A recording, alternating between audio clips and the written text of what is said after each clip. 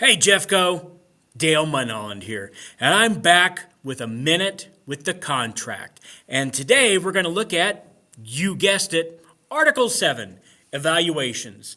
Right now we are probably smack dab in the heart of classroom observation season.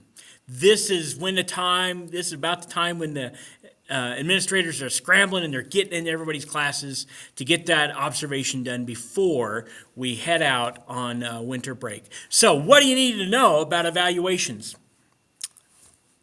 I'm going to tell you. Let's dive right into this bad boy. So 714, your evaluation can only be done by a licensed administrator. It cannot be done by a coach. It can't be done by a dean. It can only be done by a trained administrator in the building. That's 714. 715, if your evaluator asks you if they could set up a recording device of some type in your classroom to record a lesson or record something that you're doing, and you agree to it, that can be allowed in that can be used in your evaluation. If you say no, then it can't happen. And they can't use security cameras in the hallway to document things that you do and include that in your evaluation. So hallway, security cameras off limits. If you agree to let them record a lesson or something that you do in class, that's perfectly fine. 716, if you don't participate in extracurricular activities outside of the school day, that can't show up anywhere in your evaluation. That can't be used against you that you don't show up for extracurricular activities. Your evaluation is only based on your contract day. What do you do as your contract requires you to do as a teacher? 717, if there are concerns that are brought to the administration about you from parents or from students or from other staff members or somebody else in the district, it is the administrator's responsibility, administrator's duty to make you aware of those concerns as soon as possible. All right, let's skip on down and let's talk about what it looks like. 7211, you should have already met with your evaluator. Evaluators are required to meet with their teachers no later than September 30th to talk about what they're looking for this year, talk about the rubric, talk about just general information about how the evaluation is going to go this year. That should have already happened. That had to have been done by September 30th. If it hasn't, contact your administrator and say, dude, or dudette, what's up? All right, let's jump down 7221. So the evaluation cycle begins with the beginning of the school year, middle of August. I doubt observations are being done then, but you never know. And then the evaluation cycle ends in the spring, and it has to be done no later than mid-May. You should have your first evaluation done ideally before the end of winter break. You should have some idea of how the evaluation process is going by January 31st. So if there's any issues or concerns, they can be brought to you as soon as possible so you have time to rectify and fix those things before your final evaluation. So you should have some idea of how the evaluation is going, observation, and a conversation with your administrator no later than January 31st. let's see, where are we at? 72221. Right here. Your IEGs, you should have already turned those in. I think they were due in the middle of October. Your IEGs, individual educator goal, accounts for 50% of that score. So 50% of your score is your school-wide goal, and I think there's a district-wide goal. 50% of those points come from a goal that you chose to be included for your IEG points. Here's a hint, a winky, winky. Do something you're pretty sure you can get all those points. There's a good hint for you from a veteran teacher. Choose a goal that you know you're gonna nail, so you get all those points. That one's free. That hint was on the house. All right, 72241. This is state law. All educators are going to be observed before winter break by the evaluator. So that's why we're probably in that cycle right now where administrators are scrambling to get into everybody's classroom.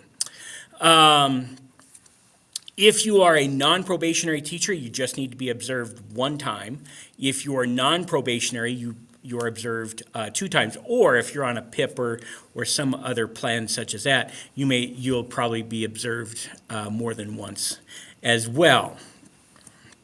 722242, the observation should be ideally for an entire class period or an entire lesson for elementary school.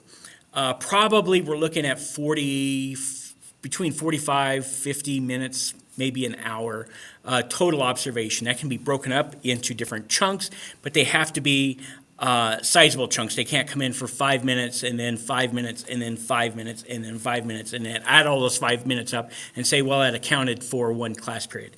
That's not the way this works.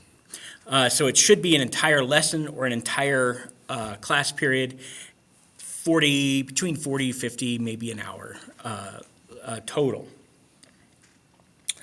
Okay, let's scroll on down. Let me flip my page here on my notes and what we have to talk about. 72242. So the drive-by visits where they just kind of pop in for a few minutes and just kind of see what you're doing, those you may or may not receive some documentation on. Usually, I think most administrators just try to send a real quick email or drop a note in your box saying, hey, this is what I saw, this is good, keep up the good work. But that's not necessarily required. The stuff that's gathered in those drop-ins can be used. It's data that can be used to go into your observation or into your evaluation, right? It's not a formal observation. It's kind of just drop in real quick and drop out real quick. They can use data that they gather from that to go into your evaluation, but that doesn't count as a formal observation. So if you are a non-classroom teacher, 72243. If you are a non-classroom based educator. So this could be several special services provider, social worker, librarian. Then you're just observed doing what you do throughout the day. Your administrator probably follows you around and just kind of watches what you do, and that's your evaluation. All right, 72244. So observations, they can be scheduled. You can go in and schedule ahead of time with your evaluator and say, hey, come in and see this lesson. This is really good. And that can count as your formal observation. Or they can certainly be unscheduled. They can just pop in whenever they want to. And really, they should be able to come into your classroom pretty much at any time. And just kind of see what's going on. There shouldn't be any fear about what's going on in the classroom for an unscheduled observation. But here's another free hint. Hint, hint, a winky, winky. If you have a killer lesson, like it's the bomb, this lesson slaps, as the young people say, and it's really good, invite your evaluator in to see that and use that as your observation. If it's a really, really good lesson, and in secondary it's in a really, really, really good class, invite your evaluator in. Set up the evaluation yourself. Why not? There's a hint for you. All right, 72245. After your observation, you should have a conversation with your evaluator within 5 days of the observation. You just go ahead and sit down with your evaluator and talk about the things that they saw, strengths, and some areas where you probably need to work on. And just have a really nice conversation about things that were seen from that observation within 5 days of it happening. 72246. This is an important one, and this was a hard one to get into the contract. So it's impossible for your evaluator to see everything that the rubric says that they need to see, everything that's on the teacher evaluation rubric. It's absolutely impossible for your evaluator to see all those things unless they spend every day, all day in your classroom. That's just not going to happen. So in the past, there were evaluators that would say, the administrators that would say, well, I didn't see this indicator, I didn't see this standard, so you're just not going to get a rating on it. You're going to get an ineffective. It happened. And we fought and fought and fought to get this into the contract. So, let me point this out to you, 72246, you can bring in artifacts, you can bring in documentation, you can bring in evidence showing that you do those elements in the evaluation that your administrator did not see. And so they don't mark you down on them.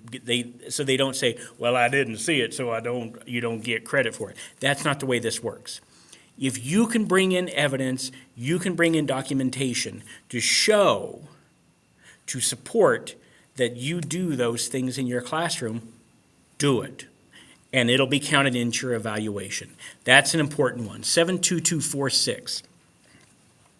And then 72231 or 7231, you will get your final evaluation no later than 2 weeks before the last class of the year. So we're talking mid-May. You should get your final evaluation. And for probationary teachers who've been teaching for a long time, you probably get that mid-April. Have your final conversation and your evaluation by mid-April. Non-probationary teachers usually mid-May, but everybody will have their final evaluation no later than 2 weeks before the last class period. And that's what you need to know about evaluations. If you have any questions, problems, concerns, comments, let me know. Send me an email, and I'll get back to you as soon as I can, and we'll talk to you again. Take care, Jeffco.